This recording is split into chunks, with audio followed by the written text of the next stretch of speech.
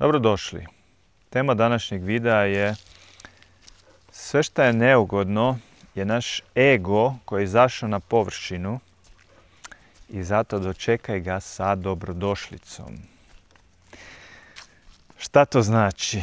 Sve što je neugodno je naš ego koji je izašao na površinu. Mi smo navikli kolektivno u ovom društvu sa svim što je neugodno pokušavati se nositi opet iz uma. Znači pokušavati instant čim to nešto dođe, to riješiti, iskontrolirati, promijeniti u ugodno. I zapravo smo na neki način tim opsjednuti. A radimo to zato što nismo svjesni šta to zapravo je. Znači sve što je neugodno nije nešto što nam se dešava, nije nešto što nam neko radi, nije nešto što je tamo vani, nego je naš ego koji je izašao na površinu. To jest neka naša misao, neka naša definicija koja kaže da nešto nije ok.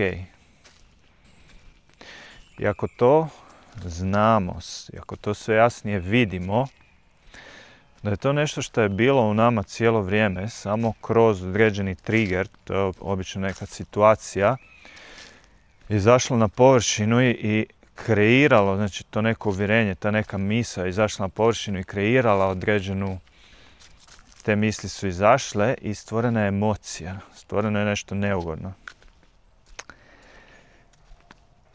To je, s drugim riječima, to je od uvijek bilo nešto naše. Naše, znači nije tamo vani. Niko vas ne muči. To je vaše. Sad, ako to znate, istinski osjetite sad kad o tom pričamo, kako se osjećate, onda nam postaje jasno da postoji potpuno drugačiji način odnošenja, dočekivanja, tako reći, tog što je neugodno. Znači, ne više sa onako gardom i oklopom, borbenim stavom, kretanjem u analizu, strategiju, razrađivanje strategije u umu, kako se s tim nosi, to jest kako to pobijediti, nego je stvar istinskog viđenja, uvida šta je to zapravo. Znači prepoznavanja da to nije ništa drugo nego naš ego.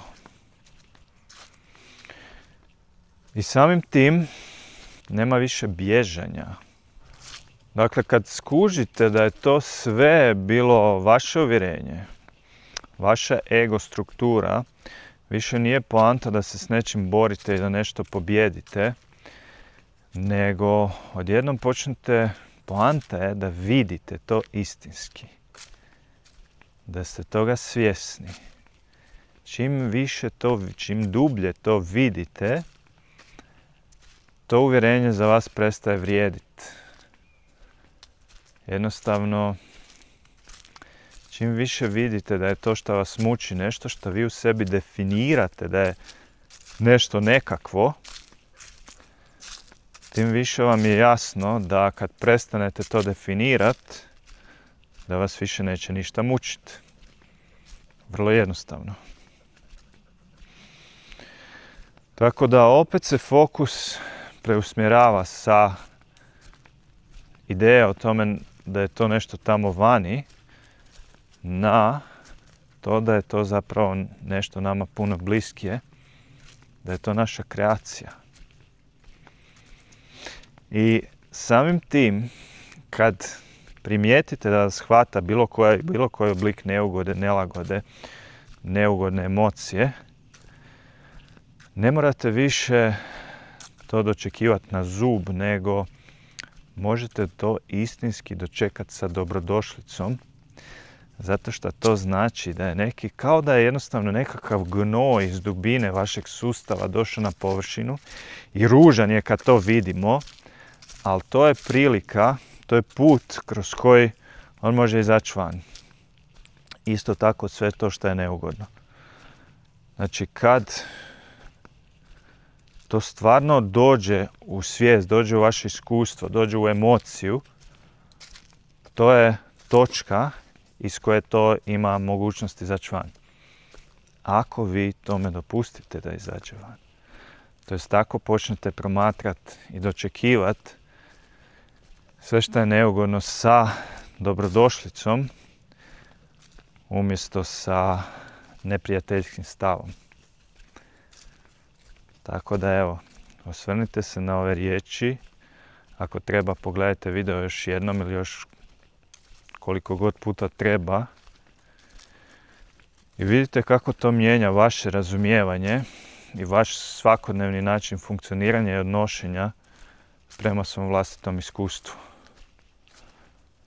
I vidjet ćete da se stvari kao čarobnim štapićem mijenjaju.